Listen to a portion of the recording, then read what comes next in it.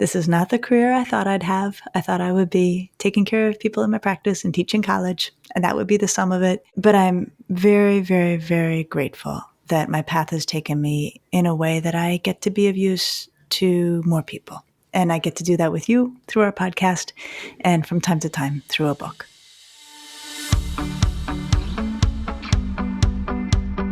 Episode 205, the new edition of Untangled by our very own Dr. Lisa Damour. So how many books have you written now at this point? Well, 3 commercial books, Untangled, Under Pressure, and The Emotional Lives of Teenagers.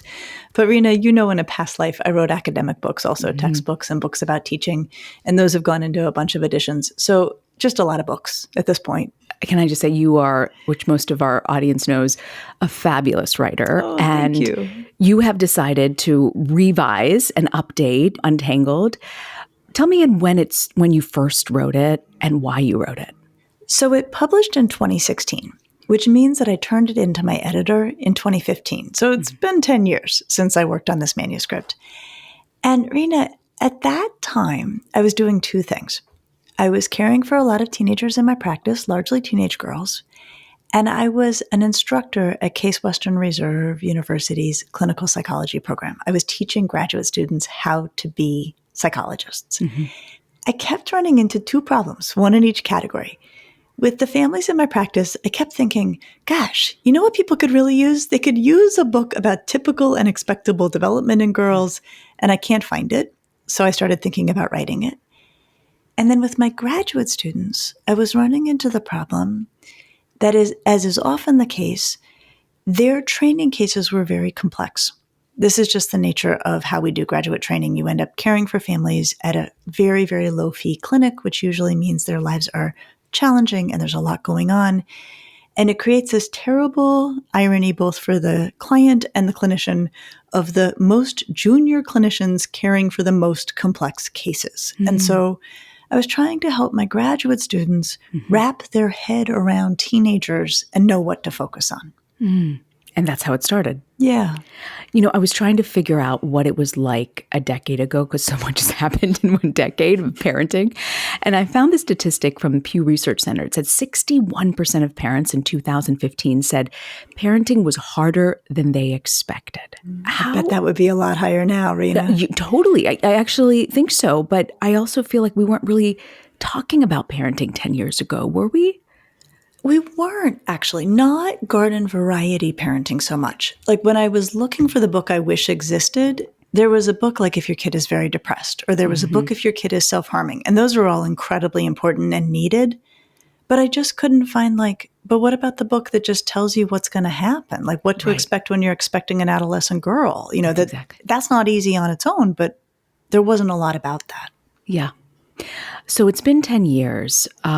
What do you think has changed in those 10 years that made you decide, you know what, I think we're going to do sort of a revamp and a rewrite on this?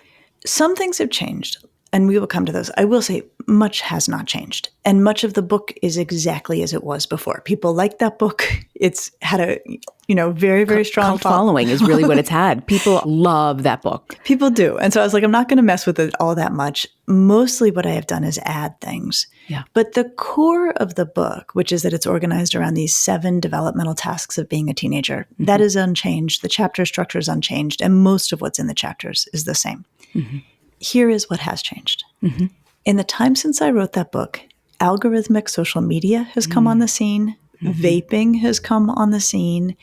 The social lives of kids were very much changed by the pandemic. The way kids socialize, their anxieties about socializing.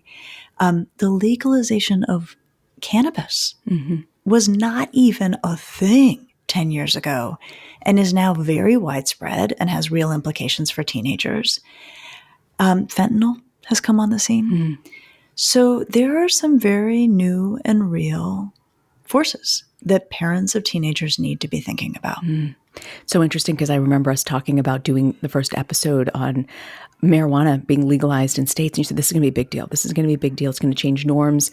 And we ended up doing a whole episode. But now you're walking me through all the changes. I get now why you really want to rewrite this book. Take me back, though, to the original. How did you structure that? Like, what did you want parents to get from that book? So the way the original is structured is that it's guiding teenage girls through the 7 transitions into adulthood. And the way I built it was that there are 7 jobs that teenagers have, and they have to do them in order to have like a healthy adolescence and do all the tasks of adolescence. And each job is a chapter in the book, and here they are in order: parting with childhood, joining a new pack, harnessing emotions, contending with adult authority, planning for the future, entering the romantic world, and caring for herself. If you do those things, you've got an adult on your hand. I mean, it sounds great, and it is a great book. But now that I'm thinking about it, I'm like, well, how did you come up with those chapters? And like, this is what you need to master. It's funny. I think I was just like so, and I still am to a degree, still so like immersed in teenagers that I took all the things that are hard and that I'm watching them work their way through. And those chapters sort of revealed themselves to me. But Rena, it's funny, actually, now that you say it, I remember when I was, working on it with my editor. I just adore my editor. I've had the same editor the whole time. And she kept saying, now these developmental transitions, like, are they happening in an order or are they happening all at once? And I kept saying to her, yes to both, right? Like, this is the order of the chapters. It's as clear as day in my mind. Yeah. And elements of this run all through adolescence. And Rena, it was so funny. Only after it published did I stand back and go, oh my gosh, look at that. Chapter 1, parting with childhood, 5th or 6th grade. Chapter 2, joining a new pack, 6th or 7th grade. Chapter 3, harnessing emotions, 7th or 8th grade. Chapter 4, contending with adult authority, 8th or 9th grade. Chapter 5, planning for the future, 9th or 10th grade, right? Wow. Chapter 6, entering the romantic world, can show up anywhere. We'll come back to that. And Chapter 7, preparing for, being able to care for themselves. You got to be able to do that by 11th or 12th grade if you're going to go on and leave home. That wasn't conscious. No, weirdly, it was not. Even though I just think it's a testament to how good you are and how you know your work inside out. The concepts of this book, I just sort of feel, having a boy and a girl, I know you're focused on girls, adolescent girls, but I feel like so much of it applies to boys as well. 100%. It's funny, Rena, after it published, it's so funny to like take something like this. It's so closely held. It's like my own intellectual and emotional diary is like pressed into these pages. Yeah. And then you put it out in the world, and to have people then talk to you about your book, it's like having people talk to you about your kids, right? I mean, it's really powerful. Yeah. And so many people have said to me, 80% of this book applied to my son, or 80% applies to kids of all genders, which I completely agree with. And as you hear the tasks, like, these are the same tasks you and I were doing, right? These are the kind of timeless tasks of adolescence. This is how, what kids need to work their way through. It is pub date, as they call it in the book world, publishing date for Lisa. It is a brand new revised edition of Untangled, a book that Lisa published 10 years ago. Can you believe it? Well, it published 9, handed in 10, but basically it's 10 years old. And it was time. It was time. What do you feel in those 10 years really hasn't changed? I think most of it. I think most of it, really? Yeah. And I'm glad about that. I think in some ways, Untangled may be more useful now than it's ever been. And the reason for that is I think people are so anxious about the impact of the pandemic on their kids' development. Yes, big time. Right? Oh my gosh, did the pandemic break my kid? Did the pandemic change the course of their development? Yeah. And I can tell you, it was so wonderful to go back and I don't read my own books, right? I don't go back and look at them. So, well, let me tell you, some of us do. We've got it earmarked and not in good shape because of that. But to revise it, you have to reread it. Yeah. And there was something so heartening to be like, oh, this is all still true. It's been challenging forever to have a teenager. It's been challenging forever to be a teenager. And so I think in many ways, the value of Untangled now, given that I really only changed some pieces of it and mostly added to it, is that I hope parents take comfort in reading my description of typical adolescent development that is literally 10 years old and being like, oh, pre-pandemic, teenagers did X and Y and Z. And it's not that there's something wrong with my kid or not that something got knocked off course. This is the normal and expectable bumps along the highway of being a teenager. Is there anything from the first edition book that you feel still stands the test of time? I mean, you do so many speaking engagements. Do you hear one thing from the book that parents keep saying over and over again? I do, actually. And I can tell from their face what they're about to say to me. No way. What is it? So I have a metaphor in the book that I almost didn't include because it's kind of long and belabored. It's the swimming pool metaphor.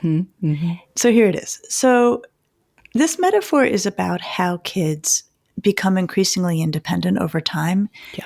And the fact that they don't do it in a linear fashion, that it's a back and forth, back and forth. So the metaphor, which like truly, Rena, like it is belabored and not how I like to do things. So. No, I love it. So the metaphor is this, which is think of the water is the world, the swimmer is your girl, and the pool is you holding it all together. Okay, where do swimmers want to be? They want to be out in the water. They want to be splashing around. They want to be playing with their friends. They want to be working out. But then something goes wrong.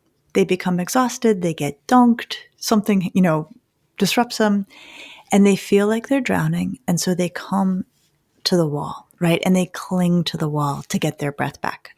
What this looks like in family life is your kid who has not acknowledged your existence for days is suddenly upset about something and close to you, often literally with a physical draping, cuddling, being nearby, and telling you things and trying to get their breath back. Okay, the kid's upset. Usually the parent's experience of this is like, this is fantastic. Like you're talking to me. I remember I was like with my older daughter, I was like, I get to touch your hair under these conditions. Like this is really special.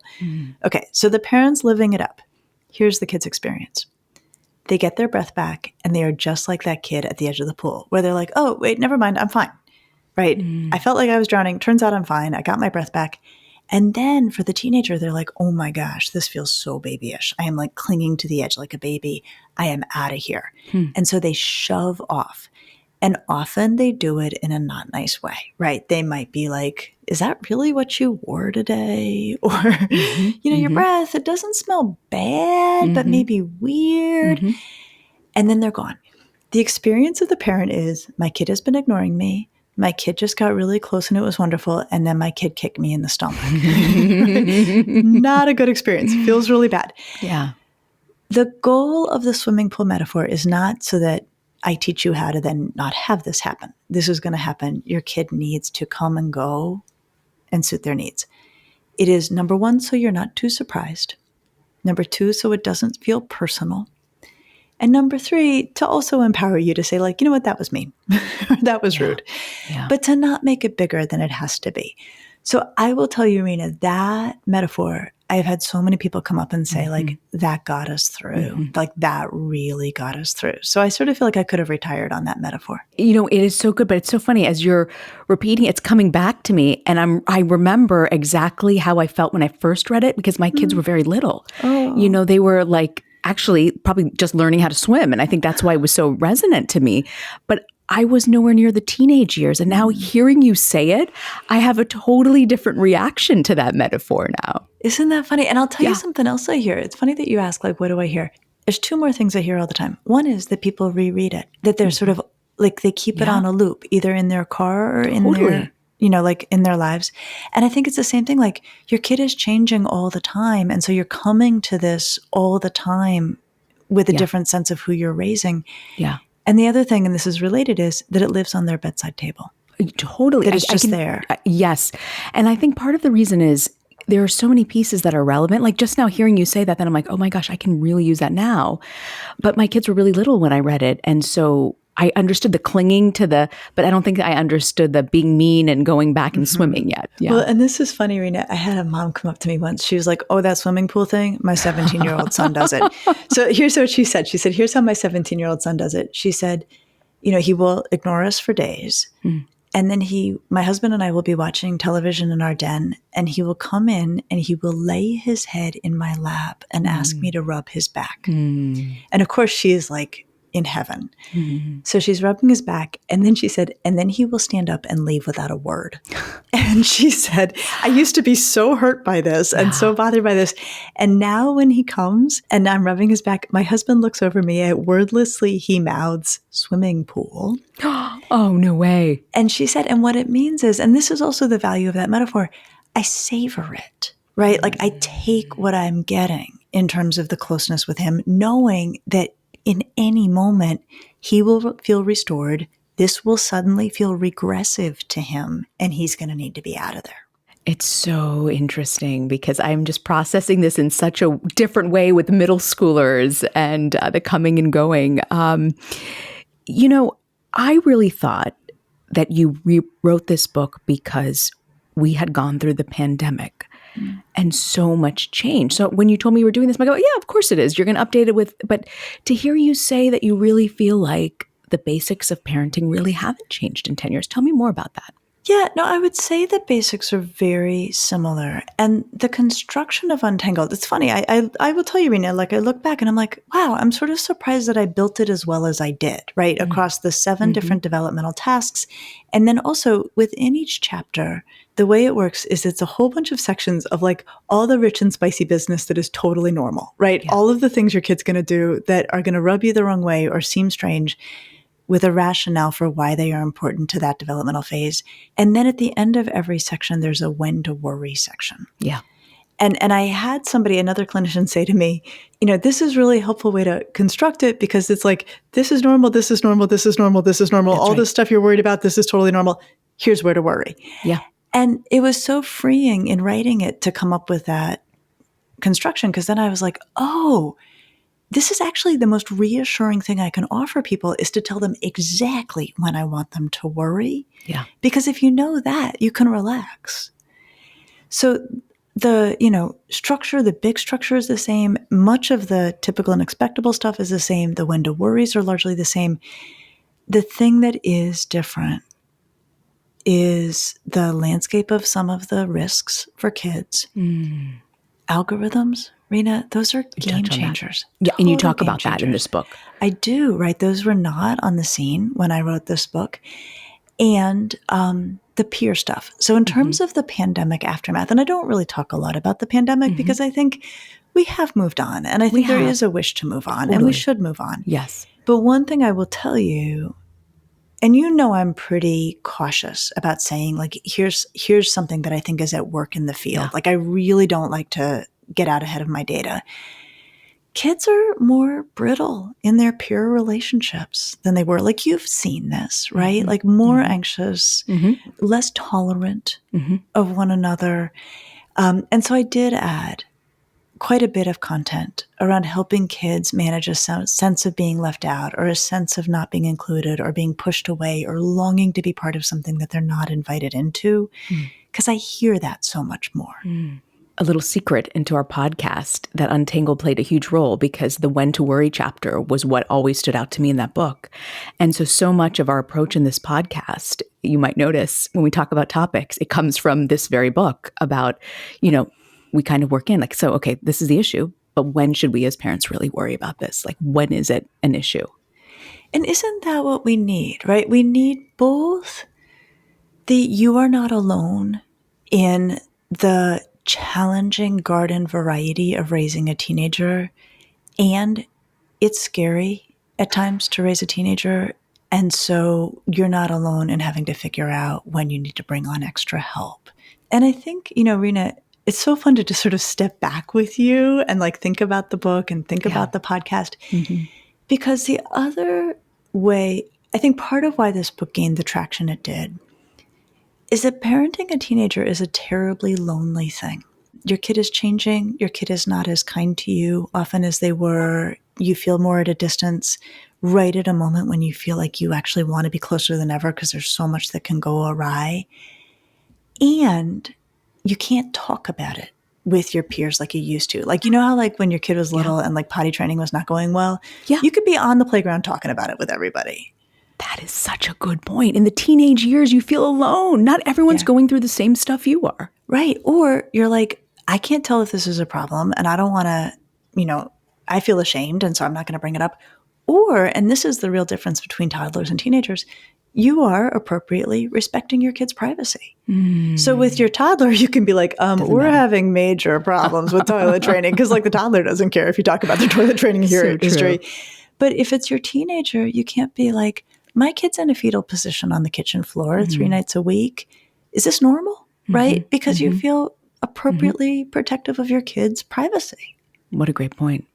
I want to talk to you a little bit about technology, though. Parenting today, undeniably, there's so much technology involved in a way that there wasn't before. Recent research shows 95% of teens now have access to a smartphone. And in 2015, it was 73%. It's a pretty significant jump. What would you say? What is your advice with teens and technology? Because boy, I thought I did it well. And then we have moments of like 8 hours a day on our phone. And I'm just like, what could you do? Yeah. And then they pull my phone and show that I was on 13. Exactly. Well, actually, that is interesting, Rena, that you mentioned that, because one thing, I've been caring for families for 30 years. So I got to be there from the very beginning of digital technology coming into everybody's lives. And when I wrote the original Untangled, there was more of a gap between kids' use and parents' use. So I remember when MySpace came on the scene. I don't even know if you remember that. Yeah. The kids found MySpace and they were using that, and their families did not have any social media, did not use it. So we have the advantage now that today's parents themselves are social media users. We're not quite at the age where they are native social media users. Like they came to it in adulthood. Soon, Rena, and I'm hopeful we can be around to help these families. There will be parents who themselves had social media in adolescence who are raising teenagers with social media. Like that will be a really interesting shift in the landscape. But this has changed. The adults' use of it has changed. I think in many ways we can be more, empathic and aware of what kids are up to because we ourselves use it. And also it has gotten so much more forceful. When I think about the algorithm and I think about its impact on teenagers, words like forceful, sticky, but more like forceful feel really important to recognize that in 2015, when I submitted this manuscript, your feed was what your friends put up, I think, in order. And now feeds are a completely different ballgame that are driven by the social media platforms need to make money and putting in front of us wildly gripping content, whether it's good or bad for us or good or bad for our kids, to make that happen. There's so much in here. And you're telling me all this new stuff that, you've added in the book. Then I'm like, okay, I gotta now, and it's going to be another one by the nightstand table. I want to ask you though, if parents have the first edition book, should they also buy this book? Not necessarily. Really? You're telling me all this stuff. I'm like, yeah, I need to know this. I'm sure my publisher's like, please don't tell people to not buy your book. but I know no author has ever, words spoken by no author ever. Yeah. But this is what I love about you. You're always so straight. You give it to people straight, even. Well, so here's what I would say. If you are anxious about things like vaping, algorithms, fentanyl, the legalization of cannabis, pure relationship, and you want to see how I am thinking this through in the book, it's worth maybe buying the book. Also, Rena, our listeners know these are things we cover very, very well here on the podcast. And so the buying the book is not the only option. And the only thing I will say is, if you don't buy the new book, which is 100% fine with me, just don't be surprised that every once in a while when you're reading the original, there will be a bit of a clang. Something that you're like, oh, that feels old. And it is a little bit. Like I really tried. Buy the book, people. Gail, Lisa's long-term publisher, who I love. Lisa, go buy the book, folks.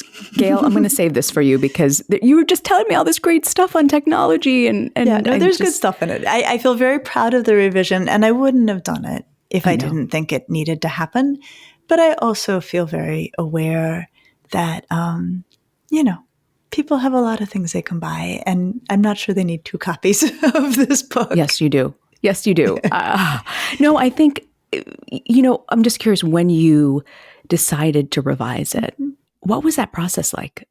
Were there moments when you were stumped? Well, so first thing I did is I just sat down and I read through the whole manuscript and I just caught stuff, like little things. There's things that people won't even pick up where I'm like, oh, I don't use that language anymore.